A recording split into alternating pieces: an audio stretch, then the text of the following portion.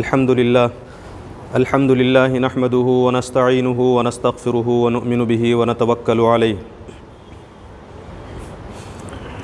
ونعوذ بالله من شرور أنفسنا ومن سيئات أعمالنا من يهده الله فلا مضل له ومن يضلله فلا هادي له ونشهد أن لا إله إلا الله وحده لا شريك له ونشهد أن سيدنا ومولانا محمدا عبده ورسوله الذي أرسل بالحق بشيرا ونذيرا وداعيا إلى الله بإذنه وسراجا منيرا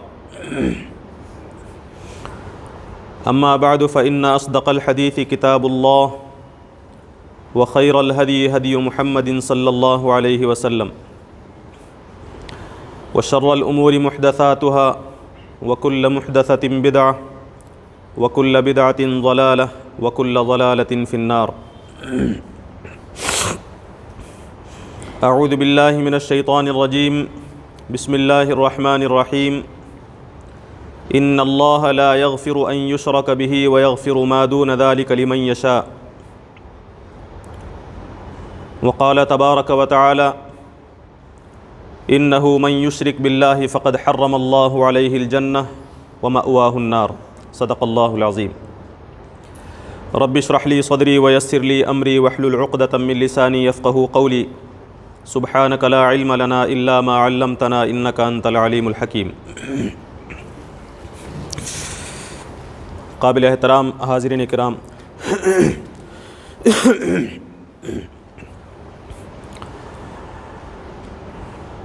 اس سے پہلے آپ حضرات نے حضرت ابراہیم علیہ السلام کی زندگی کے کچھ گوشوں کو سماعت فرمایا تھا،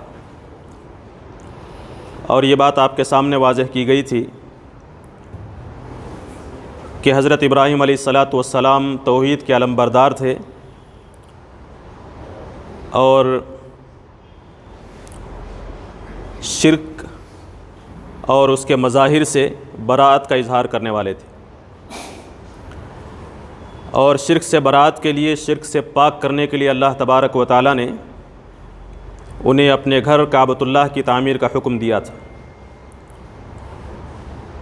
اس شرک کے سلسلے میں قرآن مجید میں بڑی وضاحت کے ساتھ بیان فرمایا ہے کہ دوسری جتنی نافرمانیاں ہیں، دوسرے جتنے گناہ ہیں، اگر اللہ تبارک و تعالیٰ چاہے تو ان گناہوں کو بخش سکتا ہے، معاف کر سکتا ہے، لیکن شرک ایسا گناہ عظیم ہے کہ اللہ تبارک و تعالیٰ اسے معاف نہیں فرمائے گا۔ اللہ تعالیٰ نے فرمایا کہ ان اللہ لا یغفر ان یشرک بہ، اللہ تعالیٰ کے ساتھ کسی کو شریک کیا جائے، کسی کو اللہ تعالیٰ کے مد مقابل کھڑا کیا جائے، اللہ تعالیٰ کے برابر کسی کو لایا جائے، یہ چیز اللہ تبارک و تعالیٰ معاف نہیں فرماتا۔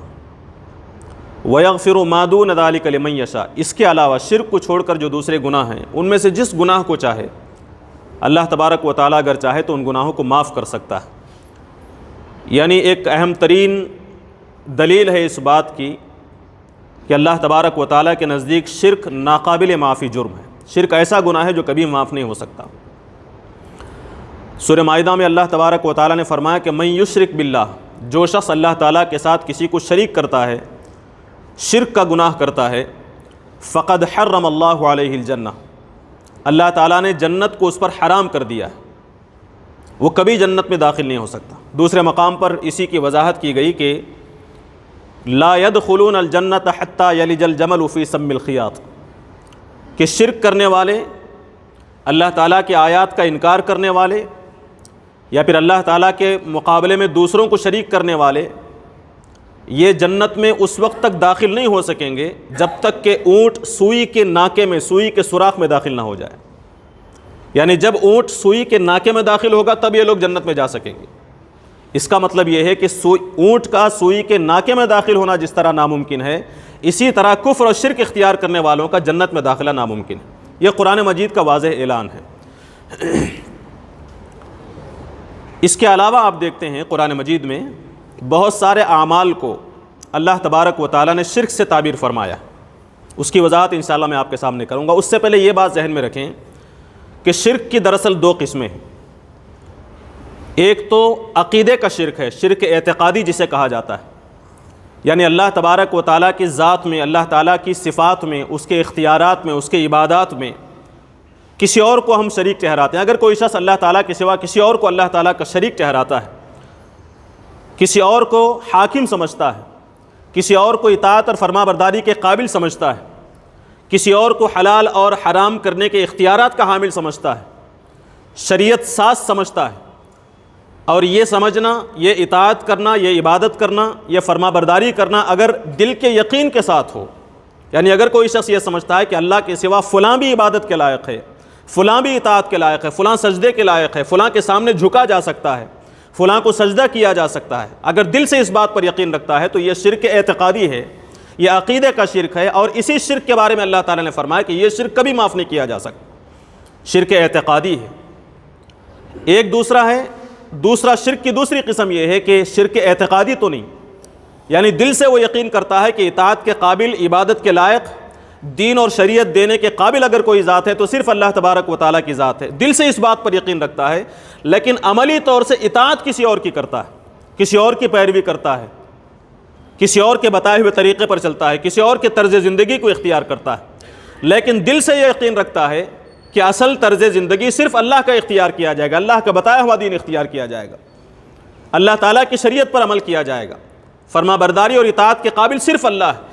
اس یقین کے ساتھ اگر وہ کسی اور کی اطاعت کرتا ہے تو یہ بھی شرک ہے، لیکن یہ شرک عملی ہوگا، شرک اعتقادی نہیں ہوگا۔ یہ فرق ہمیں ملحوظ رکھنا چاہیے۔ بظاہر تو اس میں اتنا فرق ہے کہ جو شخص عقیدتاً شرک اختیار کرتا ہے، شرک اعتقادی اختیار کرتا ہے، وہ ہمیشہ ہمیشہ کی جہنم کا مستحق ہوگا اگر اسی حالت میں اس کی موت ہو گئی، اگر وہ شرک سے توبہ نہ کرے۔ لیکن ایک شخص شرک اعتقادی تو اختیار نہیں کرتا، اللہ کو حاکم سمجھتا ہے، اللہ کو رب سمجھتا ہے، اللہ کو معبود سمجھتا ہے، عبادت اور اطاعت کے قابل سمجھتا ہے، اسی کو خالق سمجھتا ہے، لیکن عملاً کسی اور کے بتائے ہوئے طریقے پر چلتا ہے۔ وہ یہ یقین رکھتا ہے کہ مجھے طریقہ زندگی صرف اللہ ہی کا بتایا ہوا اختیار کرنا چاہیے، یہ یقین رکھتا ہے دل سے، لیکن عملی طور پر کسی اور کے بتائے ہوئے طریقے پر چلتا ہے، نفس کی خواہشات پر عمل کرتا ہے، اور اپنے علماء کی پیروی کرتا ہے، اپنے امیر کے بتائے ہوئے طریقے پر چلتا ہے، یہ دیکھے بغیر کہ وہ حکم اللہ اور اس کے رسول کی مرضی کے مطابق ہے یا نہیں۔ اگر اس طرح کا اللہ پر یقین رکھتے ہوئے عملاً کسی اور کی اطاعت کرنا، یہ شرک عملی ہے، اس کا گناہ وہ نہیں ہے جو ہمیشہ ہمیشہ کی جہنم کا قرآن میں ذکر کیا گیا۔ یقیناً اگر اس کا اللہ کی ذات پر ایمان ہے، اس کی صفات پر ایمان ہے، عقیدے کا شرک نہیں ہے، تو ایک نہ ایک دن وہ جنت میں داخل ہوگا، لیکن کب داخل ہوگا اس پر غور و فکر کی ضرورت ہے۔ بہرحال شرک کی دو قسمیں قرآن مجید سے ثابت ہوتے ہیں، احادیث سے ثابت ہوتی ہیں۔ ایک شرک اعتقادی ہے جس کی سزا دائمی جہنم ہے، اور ایک ہے شرک عملی۔ حضرت ابراہیم علیہ السلام کی زندگی کا جب ہم مطالعہ کرتے ہیں تو معلوم ہوگا کہ حضرت ابراہیم علیہ السلام نے صرف عقیدے کی شرک سے بیزارگی کا اظہار نہیں کیا تھا، صرف شرک اعتقادی سے بری نہیں ہوئے تھے، بلکہ ان کی زندگی کی خصوصیت یہ تھی کہ انہوں نے شرک عملی سے بھی برات کا اظہار کیا تھا۔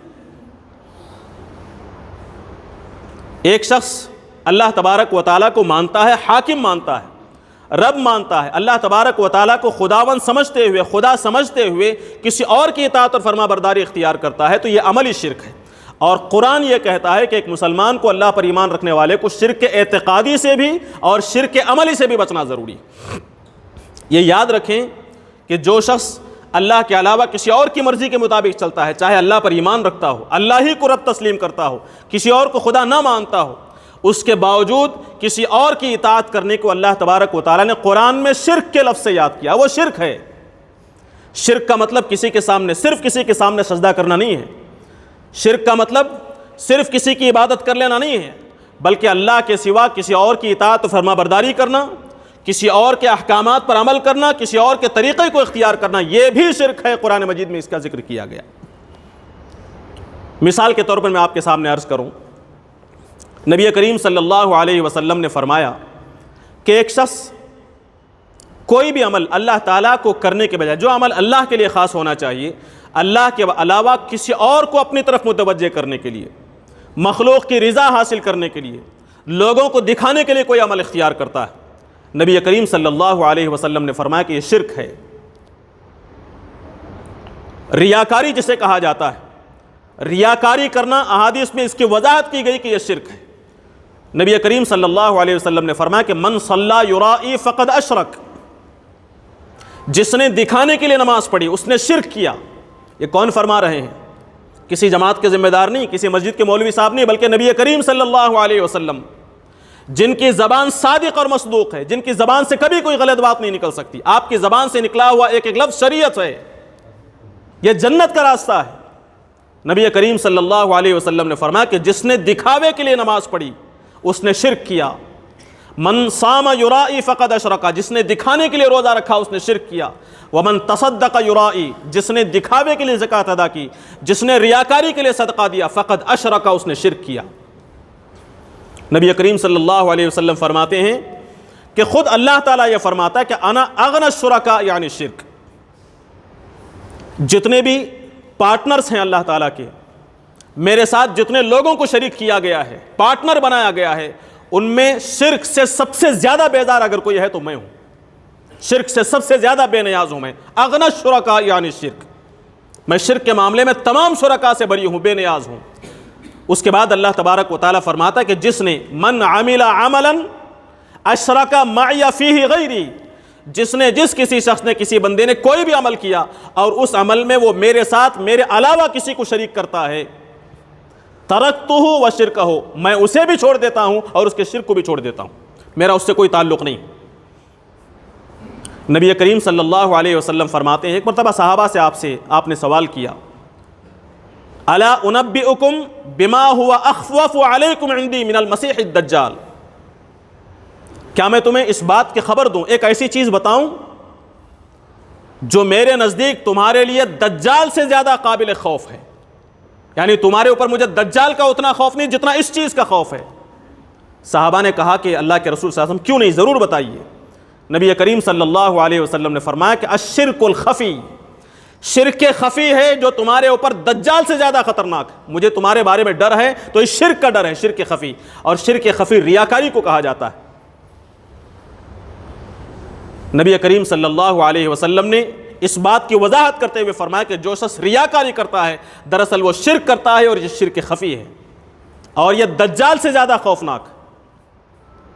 اس حدیث میں آپ غور کر کے دیکھیں، آگے نبی کریم صلی اللہ علیہ وسلم کی وضاحت کرتے ہوئے فرماتے ہیں کہ ایک شخص نماز ادا کرتا ہے، نماز پڑھ رہا ہوتا ہے، نماز پڑھتے پڑھتے وہ نماز کو خوبصورت بنا دیتا ہے، اچھی نماز پڑھنے لگتا ہے، صرف اس وجہ سے کہ کوئی اسے دیکھ رہا ہے، اس خیال سے کہ مجھے لوگ دیکھ رہے ہیں، اس کی نماز میں حسن پیدا ہو جاتا ہے، خوبصورتی پیدا ہو جاتی ہے، اس کے رکوع سجدے اچھے ہو جاتے ہیں۔ اکیلا نماز پڑھ رہا تھا تو بے ڈھنگے طریقے سے نماز پڑھ رہا تھا، دل کہیں اور ہے، رکوع سجدے ٹھیک نہیں، جلد از جلد رکوع سجدے کر رہا ہے، قیام صحیح نہیں، رکوع صحیح نہیں، قرات لمبی نہیں ہے، خشوع خضوع نظر نہیں آ رہا، لیکن جیسے ہی اسے معلوم ہوا کہ کوئی آیا ہے میرے پیچھے، کوئی مجھے دیکھ رہا ہے، اس کے قرات میں خوبصورتی پیدا ہو جاتی ہے، اس کے رکوع سجدے میں خوبصورتی پیدا ہو جاتی ہے، اس کے چہرے سے خشوع خضوع نظر آنے لگ جاتا ہے۔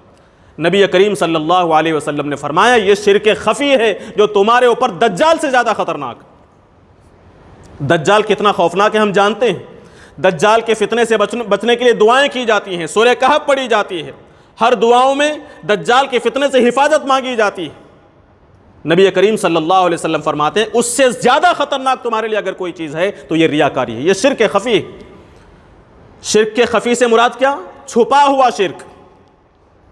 ایک ہے کھلا ہوا شرک، ایک ہوتا ہے وہ کھلا ہوا دشمن، وہ زیادہ خطرناک نہیں ہوتا۔ دشمن تو کھلا ہوا تو مجھے معلوم ہے کہ کون میرا دشمن ہے، اس دشمن سے حفاظت کی تدابیر ہم اختیار کرتے ہیں، اس کے تحفظ کے سامان ہم کرتے ہیں، لیکن جو دشمن چھپا ہوا ہو، جو دشمن معلوم ہی نہ ہو، ہمارے درمیان بیٹھا ہے لیکن ہم نہیں جانتے کہ وہ ہمارا دشمن ہے، وہ کھلے ہوئے دشمن سے زیادہ خطرناک ہوتا ہے۔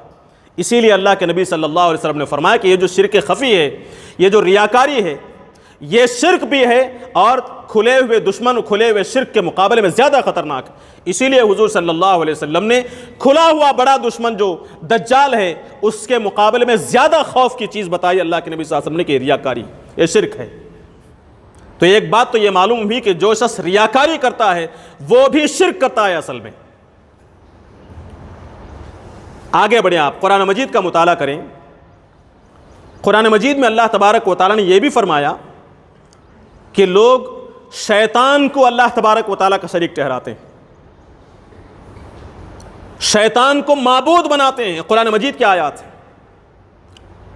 حضرت ابراہیم علیہ السلام کا واقعہ آپ پڑھیں, سورہ مریم اٹھا کر دیکھیں. حضرت ابراہیم علیہ السلام اپنے باپ سے کہتے ہیں یا ابتی, اے میرے والد, اے ابا جان, لا تعبد الشیطان, شیطان کی عبادت مت کیجیے. آپ غور کیجئے کہ حضرت ابراہیم علیہ السلام کے باپ شیطان کی عبادت کرتے تھے, شیطان کی مورتی بناتے تھے. ابراہیم علیہ السلام فرماتے ہیں کہ شیطان کی عبادت مت کیجیے. سورہ یاسین میں اللہ تعالیٰ نے فرمایا کہ جب قیامت کا دن ہوگا مجرموں سے پوچھا جائے گا, مجرموں سے اللہ تبارک و تعالیٰ فرمائے گا کہ الم اعہد الیکم یا بنی آدم, اے آدم کی اولاد, کیا میں نے تم سے عہد نہیں لیا تھا, کیا میں نے تم سے کہا نہیں تھا کہ لا تعبدوا الشیطان, کہ تم شیطان کی عبادت نہ کرو, وہ تمہارا کھلا ہوا دشمن ہے. وَأَنِ اعْبُدُونِي, میری عبادت کرو, شیطان کی عبادت نہ کرو. ہر مجرم سے اللہ تبارک و تعالیٰ یہ سوال کرے گا. اب آپ غور کر کے دیکھیں شیطان کی کون عبادت کرتا ہے, شیطان کی کون پرستش کرتا ہے, کون اسے معبود بناتا ہے. شیطان کو معبود بنانے سے مراد یہ ہے کہ جو شخص اللہ تعالیٰ کی مرضی کے خلاف شیطان کے احکامات کی پیروی کرتا ہے, شیطان کے بتائے ہوئے طریقے پر چلتا ہے, دراصل وہ شیطان کی عبادت کر رہا ہوتا ہے. شیطان کے بتائے ہوئے طریقے پر چلنا شیطان کی عبادت ہے, اور عبادت اللہ تعالیٰ کے لیے مخصوص ہونی چاہیے. جو شخص شیطان کی پیروی کرتا ہے وہ شیطان کی عبادت کر کے دراصل اللہ تبارک و تعالیٰ کی عبادت میں شرک کر رہا ہوتا ہے. سورہ سبا میں اللہ تبارک و تعالیٰ نے مزید وضاحت کے ساتھ بیان فرمایا. کفار و مشرکین فرشتوں کو اللہ تعالیٰ کی بیٹیاں قرار دیتے تھے اور ان کی مورتیاں بنا کر ان کی عبادت کرتے تھے کہ اللہ کی بیٹیاں ہیں, ان کی عبادت سے ہمیں اللہ تعالیٰ کا قرب نصیب ہوگا. ایسے لوگوں کو اللہ تبارک و تعالیٰ جمع فرمائے گا اور فرشتوں سے پوچھے گا کہ اے فرشتوں ذرا بتاؤ کیا یہ لوگ تمہاری عبادت کرتے تھے؟ تو فرشتے کہیں گے کہ نہیں اللہ, اے باری تعالیٰ, یہ ہماری عبادت نہیں کرتے تھے, بل کانوا یعبدون الجن, بلکہ وہ جنات کی عبادت کرتے تھے, یعنی شیاطین جنات کی عبادت کرتے تھے. حالانکہ حقیقت کیا تھی؟ حقیقت یہ تھی کہ وہ فرشتوں کی مورتیاں بناتے تھے اور ان کی عبادت کیا کرتے تھے تاکہ اللہ تعالیٰ کا قرب اور اس کی رضا حاصل ہو. لیکن فرشتے قیامت کے دن کہہ رہے ہیں کہ یہ اصل میں ہماری عبادت نہیں کر رہے تھے بلکہ شیاطین کی عبادت کر رہے تھے. کیوں ایسا کیوں کہا گیا؟ اس لیے کہ وہ ہماری عبادت کی طرف اس وجہ سے آئے کہ شیطان نے ان کی رہنمائی کی تھی. اصل میں ہماری عبادت شیطان کی رہنمائی اور اس کے اشارے پر کر رہے تھے. اس لیے اللہ تعالیٰ نے فرمایا کہ یعبدون الجن, یہ لوگ جنات کی پیروی کرتے ہیں, جنات کی عبادت کرتے ہیں.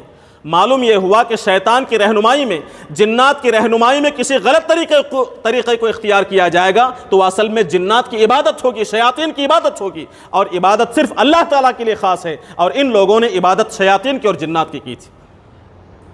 یہ اصل میں ان کا شیاطین کو اور جنات کو شریک کرانا ہے, جنات کے ذریعے سے, شیاطین کے ذریعے سے شرک کرنا ہے. ایک اور مقام پر سورہ مائدہ, سورہ انعام میں اللہ تبارک و تعالیٰ فرماتا ہے, اللہ تبارک و تعالیٰ نے فرمایا کہ ان الشیاطین لیوحون الی اولیائہم, کہ بلا شبہ شیاطین جو ہیں اپنے دوستوں کو, اپنے ساتھیوں کو وحی کرتے ہیں. اور اس کے بعد اہل ایمان سے, اس کے بعد انسانوں سے اللہ تعالیٰ نے اپنے بندوں سے مخاطب کرتے ہوئے فرمایا وَإِنْ أَطَعْتُمُوهُمْ, اگر تم ان شیاطین کی اطاعت کرو گے. الفاظ پر غور کریں, اطعتموہم, اگر تم ان شیاطین کی اطاعت کرو گے, ان کی بات مانو گے, تو انکم لمشرکون, تم مشرک ہو جاؤ گے. معلوم یہ ہوا کہ شیطان کی اطاعت کرنا بھی شرک ہے. شرک صرف کسی بت کے سامنے جھکنا ہی شرک نہیں ہے, بلکہ اللہ تعالیٰ کو رب مان کر, اللہ کو معبود مان کر, اللہ تعالیٰ کے علاوہ کسی اور کے حکم کی پیروی کرنا, کسی اور کے منع کرنے سے رک جانا, اللہ کی اطاعت کرنے کے بجائے کسی اور کی اطاعت کرنا, چاہے وہ شیاطین ہی کیوں نہ ہو. اللہ تبارک و تعالیٰ نے اسے شرک کے لفظ سے تعبیر کیا. اور قرآن مجید کی آیات ایک بات تو یہ بتاتی ہیں کہ عبادات صرف سجدہ کرنے کو نہیں کہتے, بلکہ کسی کی اطاعت اور فرما برداری کرنے کو بھی عبادت کہا جاتا ہے. اور دوسری چیز ان آیات سے یہ معلوم ہوتی ہے کہ اگر کوئی شخص اللہ کے علاوہ کسی اور کی اطاعت کرتا ہے تو وہ اس شخص کو, اس فرد کو, اس ذات کو اللہ تبارک و تعالیٰ کا شریک ٹھہراتا ہے, چاہے وہ زبان سے اسے رب کہے نہ کہے, چاہے جس کی اطاعت کر رہا ہو اسے خدا کہے نہ کہے, لیکن عملاً جب اس کی اطاعت کر رہا ہو تو یہ بھی شرک ہوگا. اور وہ شخص صرف اس وجہ سے کہ اسے اپنی زبان سے خدا نہیں کہتا, شرک کے جرم سے بری نہیں ہو سکتا, وہ شرک کا مجرم ہے. قرآن میں ایسے لوگوں کو مشرک ہی سے تعبیر کیا گیا ہے.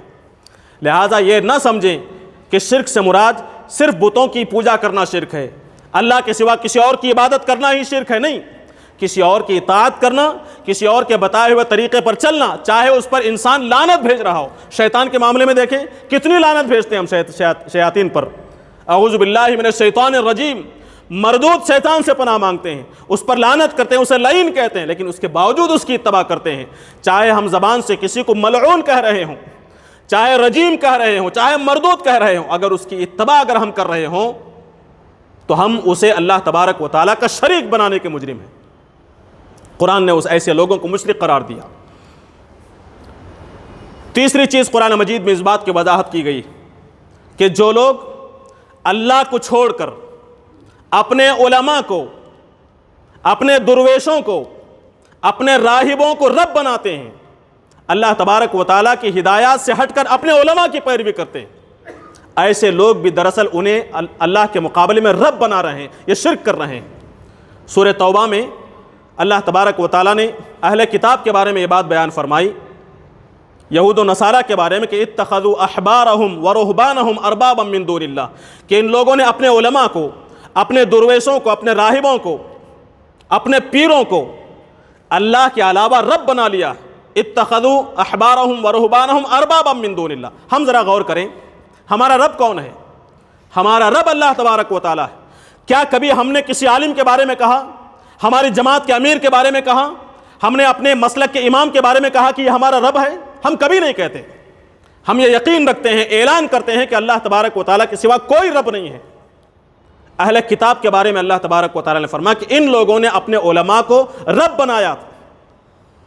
یہ آیت جب نازل ہوئی، حضرت عدی بن حاتم رضی اللہ عنہ اللہ کے نبی صلی اللہ علیہ وسلم کے پاس تشریف لاتے ہیں۔ وہ اسلام میں داخل ہوئے تھے، اہل کتاب میں سے تھے۔ انہوں نے اللہ کے نبی صلی اللہ علیہ وسلم سے عرض کیا کہ اللہ کے رسول صلی اللہ علیہ وسلم، قرآن مجید کی اس آیت کے بارے میں مجھے کچھ شبہ ہے۔ قرآن میں یہ کہا گیا ہے اہل کتاب کے بارے میں کہ انہوں نے اپنے علماء کو رب بنایا، حالانکہ ہم جب اہل کتاب میں سے تھے ہم نے کبھی اپنے علماء کو رب نہیں بنایا، ہم انہیں رب نہیں سمجھتے تھے۔ اللہ کے نبی صلی اللہ علیہ وسلم نے ان سے سوال کیا، کیا اہل کتاب کی عادت نہیں ہے کہ ان کے علماء جسے حلال کرتے ہیں اسے وہ حلال سمجھتے ہیں، ان کے علماء نے جن چیزوں کو حرام قرار دیا اسے یہ حرام سمجھتے ہیں، یہ نہیں دیکھتے کہ تورات اور انجیل میں کیا لکھا ہے؟ کیا ایسی بات نہیں ہے؟ تو حضرت عدی رضی اللہ عنہ نے فرمایا کہ ہاں ایسا تو ہے، ہم انہیں رب نہیں سمجھتے لیکن ان کے حلال کردہ چیزوں کو حلال سمجھتے ہیں، اور وہ جسے حرام کرتے ہیں ہم اسے حرام سمجھتے ہیں۔ اللہ کے نبی صلی اللہ علیہ وسلم نے فرمایا کہ یہی تو رب بنانا ہے، یہی تو رب بنانا ہے، اور یہی شرک ہے۔ کیوں؟ اس لیے کہ کسی چیز کو حلال کرنے کا اختیار سوائے اللہ کے کسی کے پاس نہیں، کسی کو حرام کرنے کا اختیار سوائے اللہ کے کسی کے پاس نہیں۔ حلال اور حرام کے حدود قائم کرنا، دین اور شریعت کے طریقے متعین کرنا، یہ اختیار اللہ تبارک و تعالیٰ کا ہے۔ اسے چھوڑ کر اگر کسی نے اپنے علماء کے حلال کردہ چیزوں کو حلال سمجھا، یہ نہیں دیکھا کہ اللہ تبارک و تعالیٰ نے اسے حرام کیا ہے، یہ جانتے ہوئے بھی کہ قرآن مجید میں اس کے حرام کی آیات نازل ہوئی ہیں، یا پھر اسے غلط قرار دیا جا رہا ہو، سود کا معاملہ ہو، کسی کوئی اور چیز کا معاملہ ہو، صرف اس وجہ سے کہ ہمارے مسلک کے امام نے کہہ دیا، ہمارے امیر صاحب نے کہہ دیا، ہمارے ذمہ دار نے کہہ دیا، ہمارے عالم نے کہہ دیا، ہم اسے حرام یا حلال تسلیم کرتے ہیں، جبکہ ہمیں معلوم ہوتا ہے کہ قرآن و سنت میں اسے حرام کرنے کے دلائل موجود ہیں۔ یہ اصل میں اپنے علماء کو خدا کا شریک بنانا ہے، خدا کا پارٹنر بنانا ہے، اور یہ بھی شرک ہے۔ گویا کہ ہم نے بھی اپنے علماء کو خدا کے مقابلے میں رب بنا لیا، اسے شرک قرار دیا گیا۔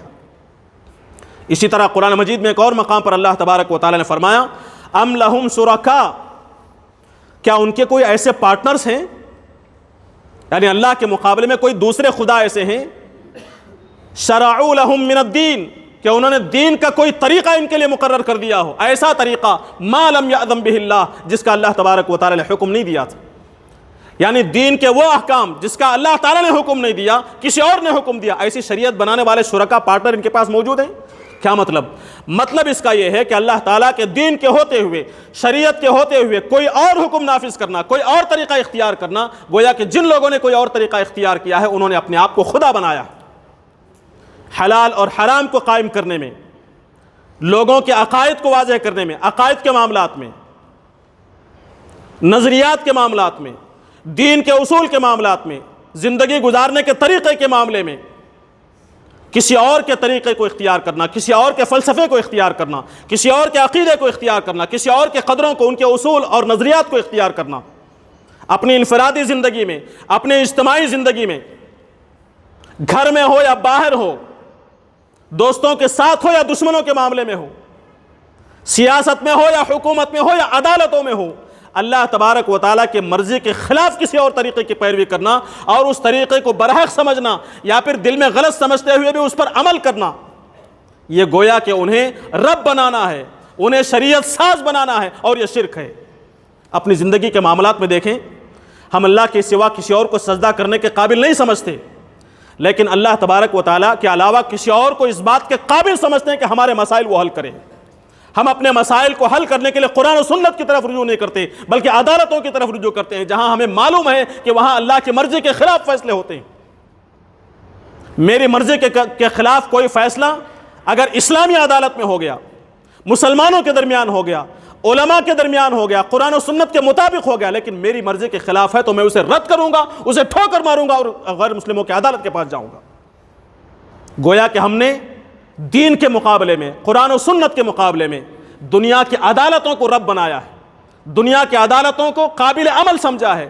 قرآن مجید کی آیت کہتی ہے کہ ان لوگوں نے گویا تمہارے لیے ایک دوسری شریعت متعین کی ہے، جبکہ شریعت متعین کرنے کا اختیار، عدالتوں کے قوانین کو متعین کرنے کا اختیار سوائے اللہ اور اس کے رسول کے کسی کو نہیں تھا۔ تو ہم میں سے جو فرد بھی، جو لوگ بھی کسی دوسرے انسان کو، کسی حاکم کو، کسی عالم کو اس مقام پر بٹھاتے ہیں، یا پھر کوئی شخص اپنے آپ کو، کوئی عالم اپنے آپ کو اس مقام پر متمکن سمجھتا ہے کہ میں اپنی مرضی سے حلال اور حرام کی حدود متعین کر سکتا ہوں، میں اپنی مرضی سے زندگی کے قوانین متعین کر سکتا ہوں، حکومت اور سیاست کے اصول میں مرتب کر سکتا ہوں اپنی طرف سے، تو گویا کہ میں اپنے آپ کو خدا بنا رہا ہوں۔ جو لوگ ان قوانین کو تسلیم کرتے ہیں وہ لوگ انہیں خدا بنا رہے ہیں۔ یہ بھی شرک ہے اصل میں۔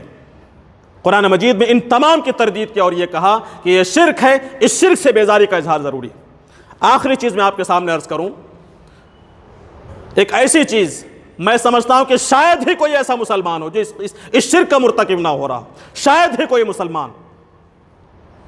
اللہ تعالی ہم سب کو اس سے محفوظ رکھے۔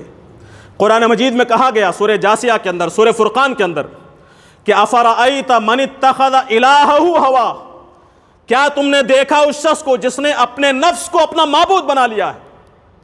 اپنے نفس کو، اپنی خواہشات کو، اپنی مرضیات کو معبود بنانا۔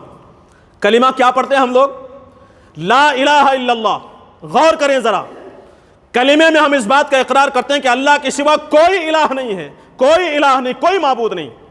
الہ کہتے ہیں، لا الہ، کوئی الہ نہیں ہے۔ اللہ تعالیٰ نے فرمایا کہ جو شخص اپنے نفس کی، اپنے خواہشات کی پیروی کرتا ہے وہ اپنے نفس کو الہ بنا چکا ہے۔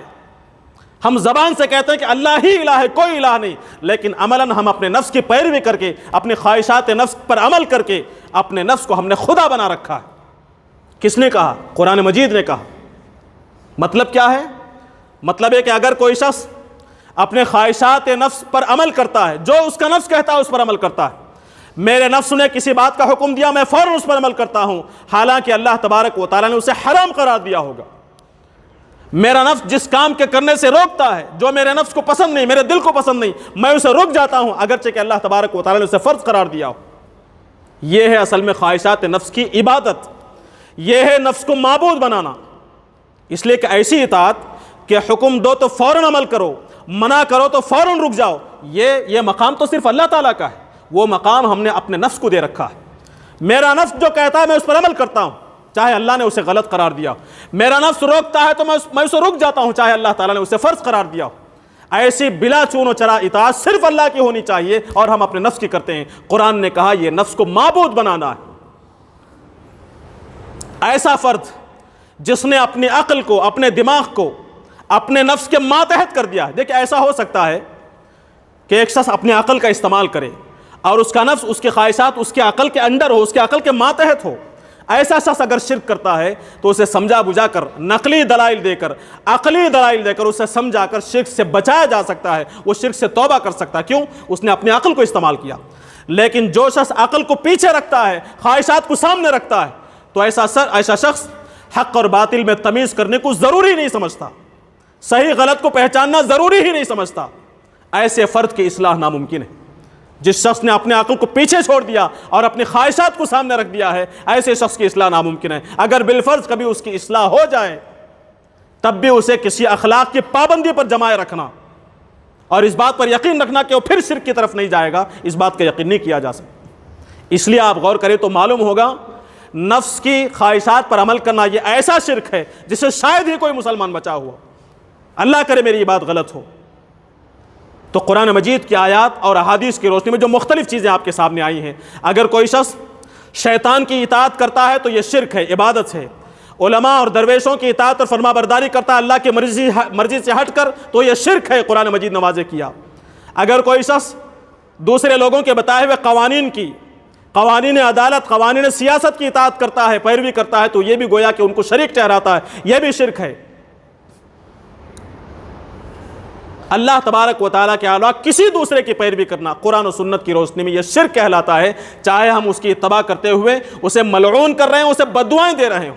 محض بددعائیں دینا، اسے ملعون قرار دینا شرک کے جرم سے ہمیں بری نہیں کر سکتا۔ ان چیزوں کو ذہن میں رکھیں اور حضرت ابراہیم علیہ السلام کی زندگی کو سامنے رکھیں۔ حضرت ابراہیم علیہ السلام نے صرف عقیدے کے شرک سے دشمنی نہیں کی تھی، بلکہ انہوں نے سب سے بڑھ کر شرک عملی سے برات کا اظہار کیا تھا۔ جب بادشاہ کا مقابلہ ہوا تو وہاں بھی شرک عملی سے برات کا اظہار کیا۔ کیا ان کے دل میں ریاکاری کا جذبہ نہیں آ سکتا تھا؟ لیکن حضرت ابراہیم علیہ السلام کی زندگی میں ریاکاری کا تصور نہیں کیا جا سکتا، اس شرک سے بھی آپ بری تھے۔ ورنہ جو شخص ریاکاری کرتا ہے وہ جب اس کے جان پر بن آتی ہے، جانی اور مالی نقصان کا جب موقع آتا ہے تو وہ پیچھے ہٹ جاتا ہے۔ لیکن حضرت ابراہیم علیہ السلام کی زندگی دیکھیں، ان کے جان کو آگ میں ڈالنے کی کوشش، ان کے بدن کو آگ میں ڈالنے کی کوشش کی گئی، وہاں وہ پیچھے نہیں ہٹے۔ والد سے مقابلہ ہوا، وہاں شیطان نے بہکایا ہوگا، شیطان نے ورغلایا ہوگا۔ بچے کی قربانی کا موقع آیا، خود ان کو آگ میں ڈالنے کا موقع آیا، وہاں شیطان اور نفس نے کتنا نہیں اکسایا ہوگا۔